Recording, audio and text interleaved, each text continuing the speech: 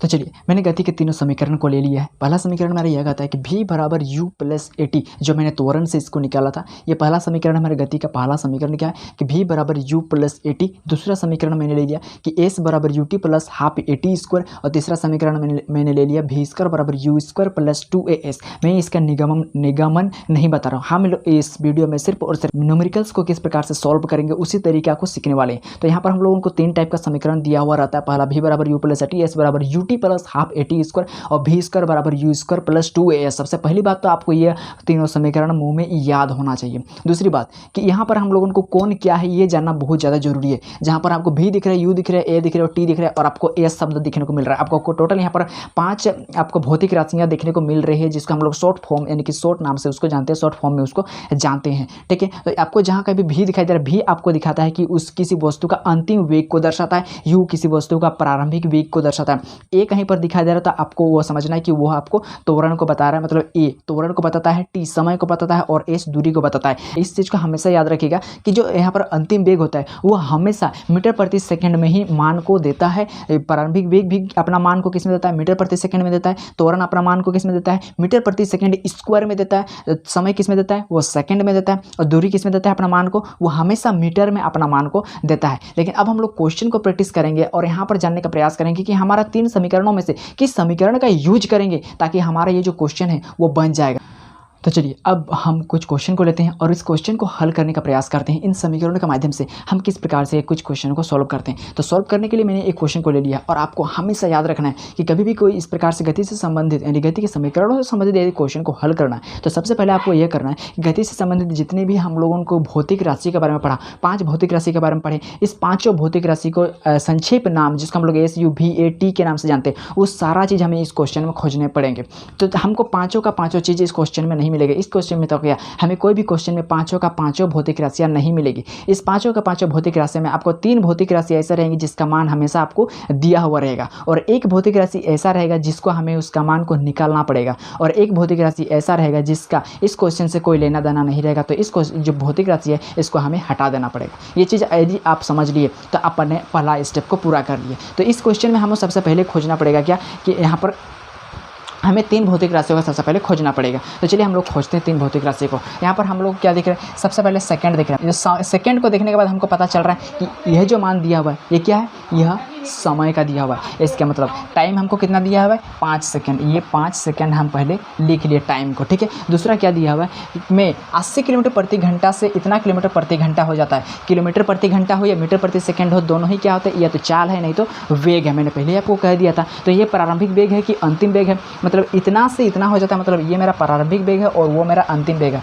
और मैंने पहले ही कह दिया था कि किलोमीटर प्रति घंटा यहाँ नहीं चलेगा, क्योंकि वेग कहता है प्रारंभिक वेग हो अंतिम वेग हो, ये कहता है कि मेरा जो मान होता है वो हमेशा मीटर प्रति सेकंड में निकलेगा, मीटर प्रति सेकंड में निकलेगा। लेकिन हमको दिया हुआ है किलोमीटर प्रति घंटा में और इसको चेंज करने का तरीका मैंने आपको पहले ही बोल दिया था। यदि तो क्या करेंगे, देखिए प्रारंभिक वेग हमको दिया हुआ है कितना, 80 किलोमीटर प्रति घंटा। 80 किलोमीटर प्रति घंटा, इसको हमें चेंज करना पड़ेगा मीटर प्रति सेकंड में। ये किलोमीटर प्रति घंटा क्योंकि बड़ा मात्रक है, से हम मीटर प्रति सेकंड जो एक छोटा मात्रक होता है पर जाएंगे तो इसको हमेशा गुना करेंगे, छोटा वाला ऊपर और बड़ा वाला नीचे। इसको जब काटेंगे तो 2 9 18 हो जाएगा, 2 दूना 2 चौके 8 और ये 0 40। इसको जब हल करेंगे तो 4 5 20 यानी कि 200/9 मीटर प्रति सेकंड में मेरा आ जाएगा। चलिए इसको मैंने चेंज कर दिया मीटर प्रति सेकंड में। अब देखिए ये जो 60 किलोमीटर प्रति घंटा ये मेरा क्या है, अंतिम वेग है। तो अंतिम वेग को भी से दर्शाते हैं। यदि है मेरा 60 किलोमीटर प्रति घंटा, 60 किलोमीटर प्रति घंटा, तो अंतिम वेग भी बोलता है कि अंतिम वेग बोलता है कि मेरा मान भी हमेशा मीटर प्रति सेकंड में होता है, किलोमीटर प्रति घंटा में हम मान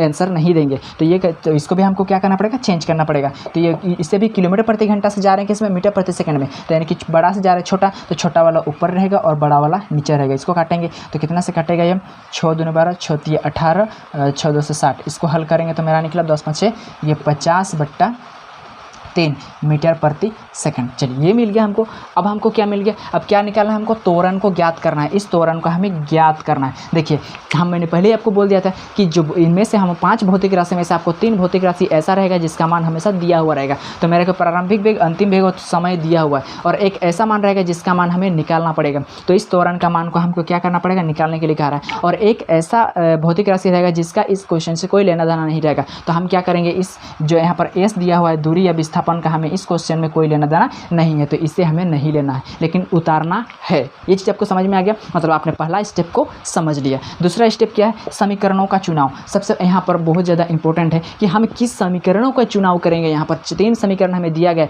इन 3 समीकरणों में से कौन सा समीकरण को यूज करेंगे। तो आप सबसे पहले बात को गौर कीजिएगा कि चाहे कोई भी समीकरण हो, इस समीकरण जो दिख रहा है, इस समीकरण में सभी क्वेश्चन में u यानी कि प्रारंभिक वेग और त्वरण, प्रारंभिक वेग और त्वरण, प्रारंभिक वेग और त्वरण हर एक समीकरण में दिया हुआ है। हमें देखना है कि हमें जो क्वेश्चन यहाँ पर हम जो सॉल्यूशन बना रहे हैं उसमें हमारा भी क्या प्रारंभिक वेग और त्वरण यहाँ पर भी मेरा दिया हुआ है। हर एक क्वेश्चन में आपको प्रारंभिक वेग और त्वरण मिलेगा ही, तो आपको प्रारंभिक वेग और त्वरण को नहीं देखना है, के अलावा क्या दिया हुआ है इस चीज़ को देखना पड़ेगा। v और t दिया हुआ है, v और t, इसके अलावा यदि आपको t और v देख रहा है, मतलब समय और वेग, अंतिम वेग देखने को मिल रहा है, तो आप इस फार्मूला का यूज करेंगे। यदि s और t देखने को मिल रहा है तो आप इस फार्मूला का यूज करेंगे। तो हम देखते हैं u और a सभी में हमको देखने को मिलता है, इसीलिए u और a को हमें नहीं देखना है। इसके अलावा हमको क्या क्या मिल रहा है, इसके अलावा हमें मिल रहा है v मिल रहा है और t मिल रहा है, तो v t यानी कि tv मिल रहा है। तो tv का समीकरण क्या होता है, मैंने पहले लिख दिया,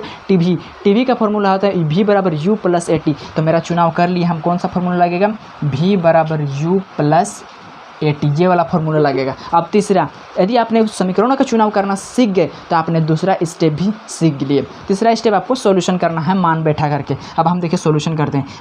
v का मान कुछ बैठेगा प्लस u का मान कुछ बैठेगा प्लस a का मान कुछ बैठेगा और t का मान हमें निकालना है, तो a का मान तो बैठेगा नहीं और t का मान कुछ बैठेगा। चलिए हम वैल्यू को पुट कर देते हैं।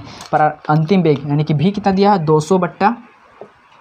200/9, u कितना दिया हुआ है 50/3, a तो नहीं, समय कितना दिया हुआ है 5 सेकंड, ये हमको वैल्यू मिल गया। अब हम क्या कर देंगे, इसको सॉल्यूशन कर देंगे तो मेरा आंसर आ जाएगा। अब देखिए इसको इस प्रकार से सॉल्यूशन करते हैं। अब क्या करेंगे, इस 50/3 को बराबर के इस साइड लाएंगे, तो ये हो जाएगा मेरा कितना, देखिए ये 200/9 माइनस 50/3 बराबर के उधर बचेगा 5a, यही बचेगा। अब चलिए इधर मैं इसको थोड़ा सॉल्यूशन कर लेता हूँ। यहाँ पर क्या हो जाएगा मेरा, जब इसको हम लोग भिन्न घटाव करेंगे इधर बचेगा मेरा 5a बराबर उधर में मेरा हो जाएगा 9 और ये हो जाएगा मेरा 200 माइनस 3 तिया 9 तो 5 तिया 15, 150, तो ये 50/9 बराबर 5, ये हो जाएगा 5 का 5, 5 2 से 50, यानी कि a बराबर हो जाएगा मेरा 10/9 यानी कि 1.। तो इस प्रकार से हमें इसका आंसर मिलता है कितना, 1.1 मीटर प्रति सेकंड स्क्वायर। चलिए हम लोग और भी सारा क्वेश्चन को ले लेते हैं और इस चीज़ को बहुत बढ़िया तरीके से समझते हैं। चलिए एक और क्वेश्चन ले लिया हूँ और एक क्वेश्चन को बनाते बनाते आपका माइंड सेटअप हो जाएगा कि इस प्रकार के क्वेश्चन को किस प्रकार से बनाया जाना चाहिए। हमें बुक का उदाहरण के क्वेश्चन को ले लिया है। देखिए बोल रहा है कि एक रेलगाड़ी विरामावस्था से चलना प्रारंभ करती है और 5 मिनट में 72 किलोमीटर प्रति घंटा का वेग प्राप्त कर लेती है। तो ज्ञात करना है उसका त्वरण, उस रेलगाड़ी का त्वरण ज्ञात करना है और दूसरे में रेलगाड़ी जो इतना 5 मिनट में कितना दूरी तय किया, ये हमको ज्ञात करना है। तो मैंने आपको पहले बता दिया फर्स्ट स्टेप क्या है कि पाँचों भौतिक राशियों को लिखना। तो मैंने सबसे पहले चलिए लिखते हैं कि पाँचों भौतिक राशि को मैंने यहाँ पर लिख देता हूँ कि सबसे पहले मैंने पांचों भौतिक राशियों को लिख दिए।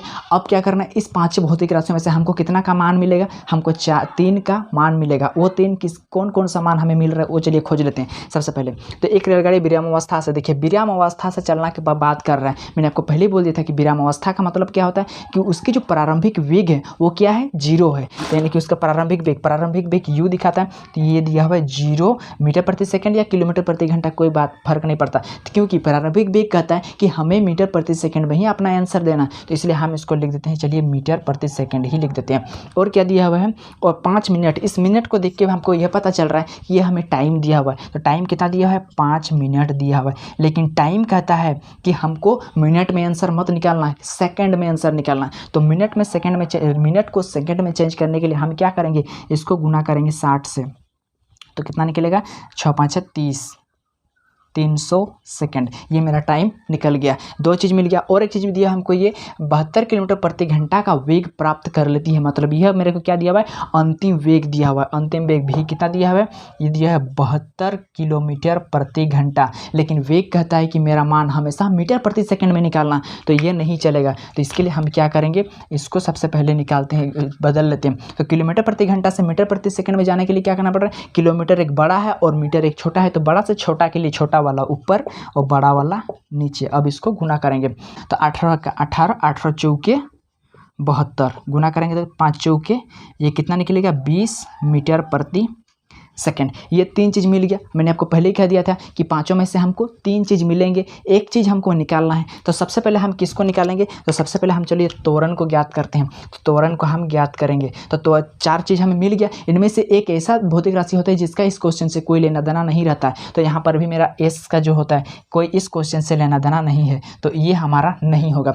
तो अब क्या बोले थे, अब दूसरा स्टेप में हम लोग ये मैंने आपको बताया था कि आपको चुनाव करना है समीकरणों का। कौन सा समीकरण को चुनाव करेंगे, तो हमको देखना है यहाँ पर आपको u और a को नहीं देखना है, इस u को और इस a को नहीं देखना है। u और a के अलावे क्या क्या दिया हुआ है, हमको दिया v और t दिया हुआ है। v और t, तो t v के लिए मेरा पहला फॉर्मूला मैंने लिख दिया। t v के लिए क्या है, v बराबर u प्लस at। तो हम लोग कौन सा फॉर्मूला लिखेंगे, समीकरण गति क्या पहला समीकरण से कि v बराबर u प्लस 80, इस समीकरण से निकालेंगे। क्या क्या मान दिया हो, अब वैल्यू पुट करेंगे। देखिए हमको प्रारंभिक वेग दिया हुआ है 0, प्रारंभिक वेग दिया हुआ है 0, भी दिया हुआ है कितना, अंतिम वेग दिया हुआ है 20।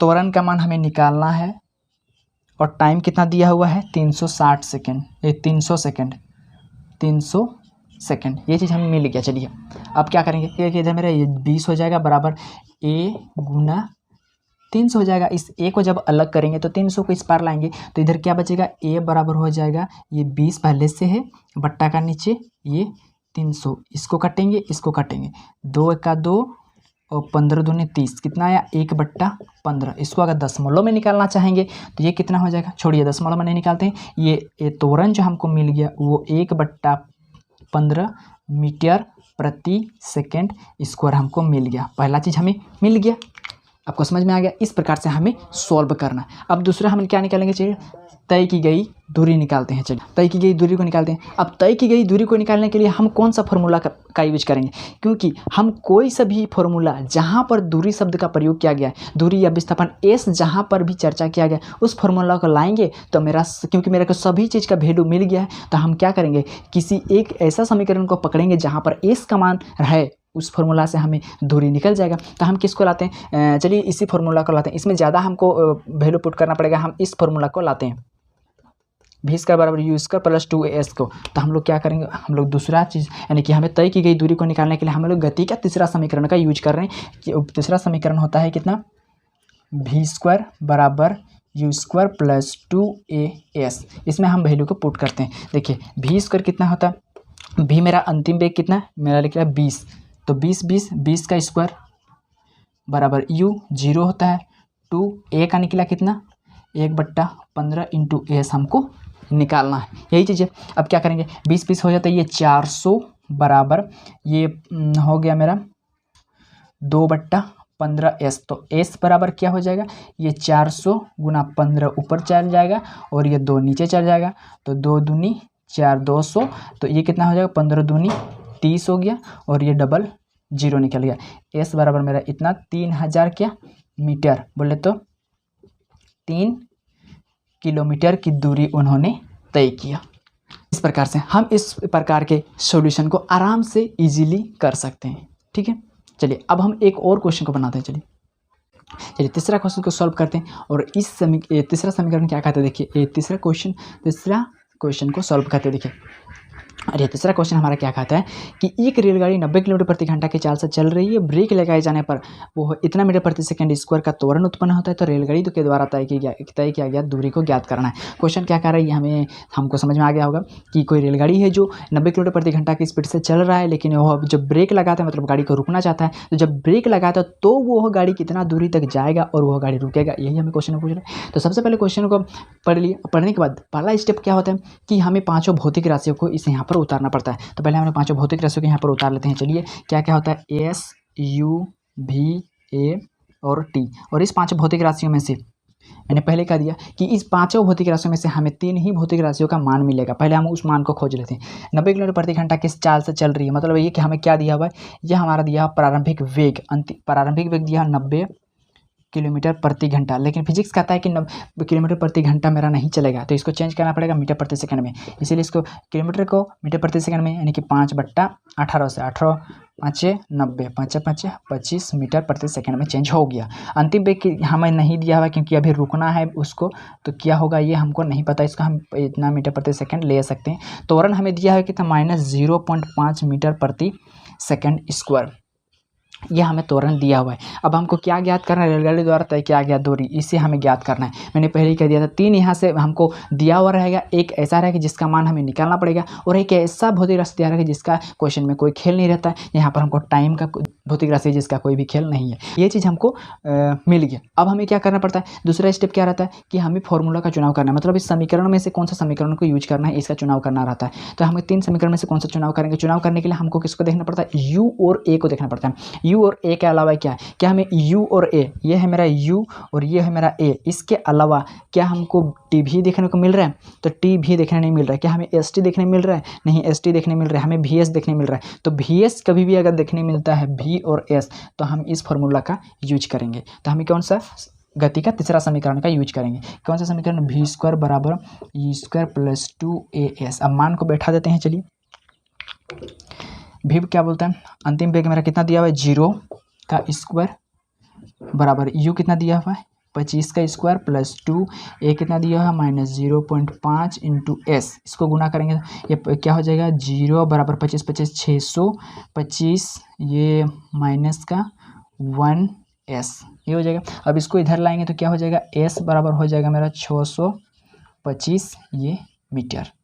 देखिए इतना मीटर, कहने का मतलब ये है जब रेलगाड़ी ने ब्रेक लगाए तो वो अभी कितना मीटर जाएगा, 625 मीटर तक वो चलता ही रहेगा। और क्या हो जाएगा, उसकी वेग जो है अंतिम वेग वो 0 हो जाएगा, वो क्या हो जाएगा, रुक जाएगा। यही आपका तीसरा नंबर का क्वेश्चन पूछ रहा था। तो इस टाइप से हम लोग सभी क्वेश्चन को हल कर सकते हैं। वीडियो अगर अच्छा लगा, हेल्पफुल लगा, तो हमारे चैनल को सब्सक्राइब जरूर कीजिएगा और वीडियो को लाइक जरूर कीजिएगा। मिलते हैं नेक्स्ट वीडियो में।